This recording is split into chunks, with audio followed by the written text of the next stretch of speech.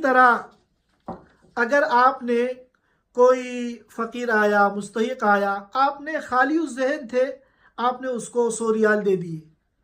अब बाद में आपने सोचा कि ओहो, मैंने तो ज़कात की नीयत नहीं की।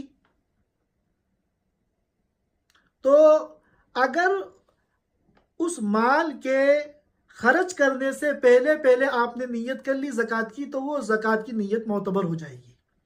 लेकिन अगर उस फ़कीर ने उस माल को खर्च कर लिया, तो अब उसके बाद अगर आप नीयत करेंगे तो ज़कात अदा नहीं होगी।